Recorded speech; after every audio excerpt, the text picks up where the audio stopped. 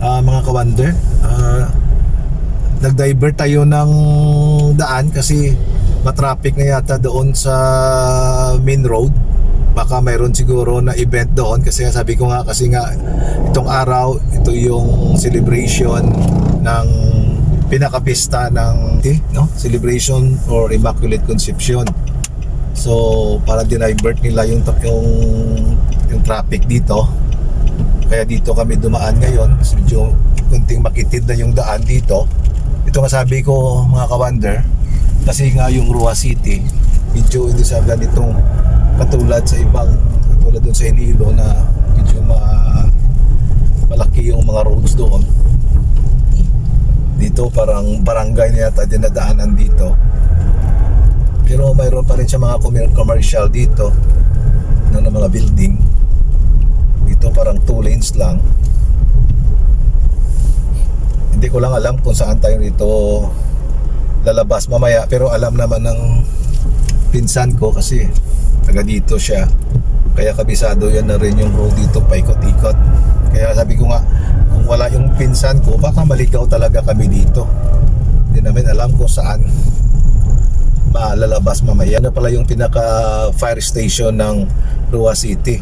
Ito pala yung location, commercial area na rin ito kasi may mga building na dito na gina-construct, mga bago.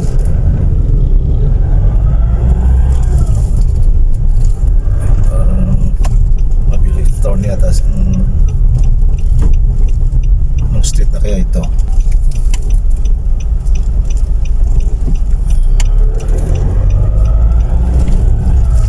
Okay, dito maliit na ng mga daan dito, pero parang commercial na rin. Marami na rin may mga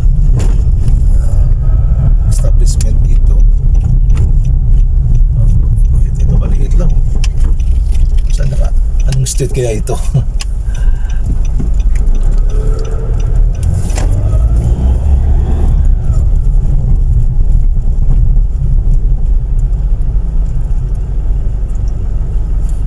Baka dadaan yung pinsan ko sa new side, yung sa high school.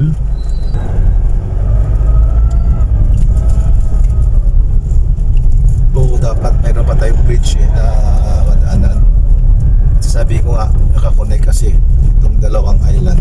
Itong maliit na island lang, nakakonect doon sa malaking island.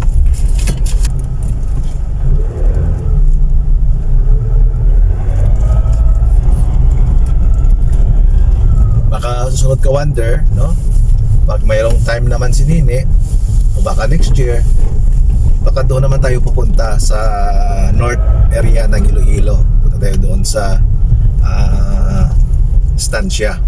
Doon makikita mo maraming dried doon, dried seafoods na ginagawa nila. Yun yung pinaka ng mga dried fish dito sa Panay. Kahit nga sa ibang lugar, nagsusupply na rin sila. So tingnan natin next year.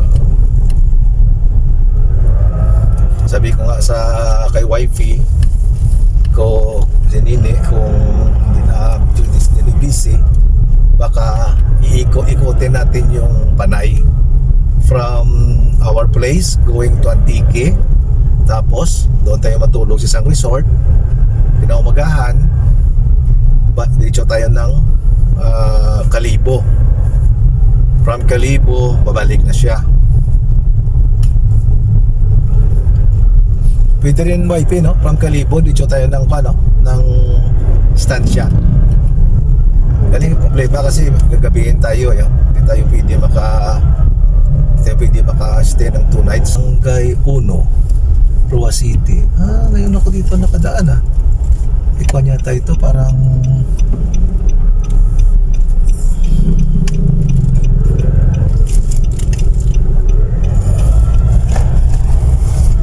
na-divert na kasi yung daanan natin kasi nga mayroon yatang event doon sa may plaza. Sayang hindi tayo nakadaan doon. Sana nakita natin ulit yung baka dyan si Kim Chu at si Paolo. kasi dito daw si Kim Chu dumating dito yung yung in-invite yata nila na mga local art, national artist, no? Si Kim Chiu at saka si Paulo Abilino. Oo. Ayun. Kaya pala. Kaya siguro mayroon doon na mayroon sila doon event, no? Para mayroong kunting concert doon. So, parang bumalik tayo ulit Kita natin ulit dito. Saan lugar na ba ito?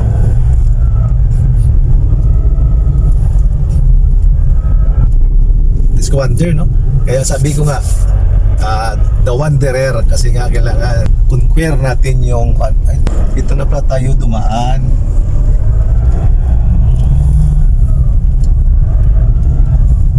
At least okay naman.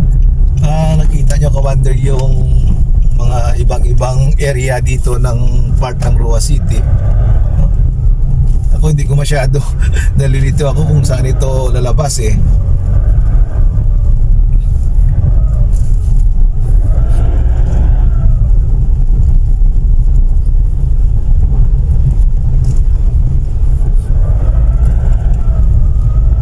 Baka palabas na tayo doon sa dinaanan natin kanina, kasi baka naka-close ang road doon. Kasi parang palabas na rin siya ito oh.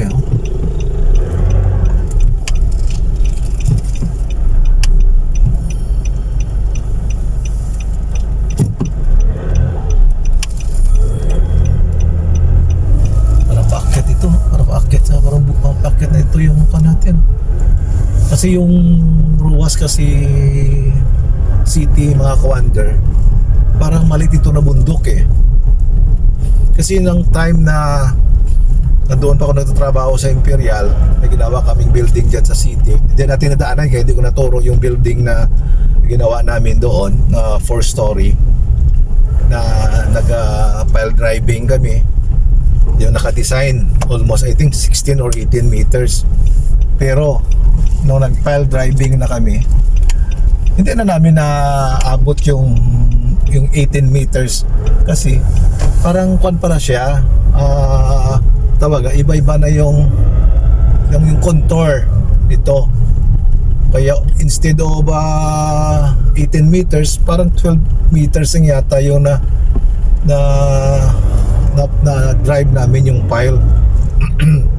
Kasi kailangan talaga ng pile foundation kasi nga 4-story.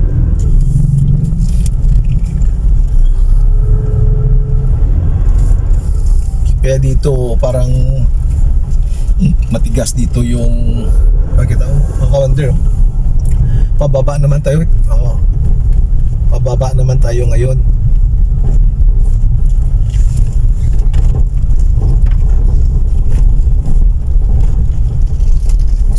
Roads ba ito? Ito yung DP. So dito tayo dumaan. Ito na yung pala sa new site. Ito yung opisina ng DPWH sa new site na pala.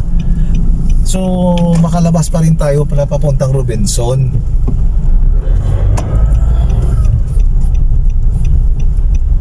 Kasi ito na yung main road. Yun ang main road. So umiikot lang pala tayo. Ito na yung national road. So instead dumaan, doon pala tayo umiikot. Pero parang minadaan naman, minadaan tayo na bridge, no? Tama, doon pala isang bridge kanina. Yun yung nag-connect doon. Nasabi ko kasi nga, dapat mayroong bridge talaga na madaanan. Kasi wala itong area doon sa probinsya capital. Ito na. So ito mga ka-wonder. So malapit na tayo sa Robinson. Ito na. Yan na yung pinaka-entrance dyan. Pag iliko natin dyan, yun na yung entrance ng Pueblo de Panay. Yun. Dito. Yun. Dito na.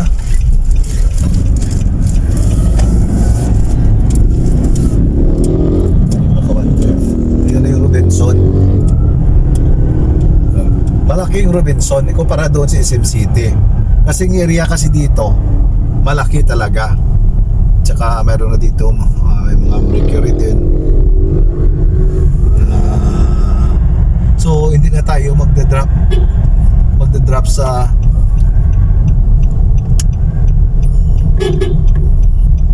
hindi na tayo magda-drop doon. Siguro diretso na lang tayo kasi nga doon na lang tayo drop dito sa Robinson kasi hapon na 4:40 na. Paki-off ko muna mga kawan.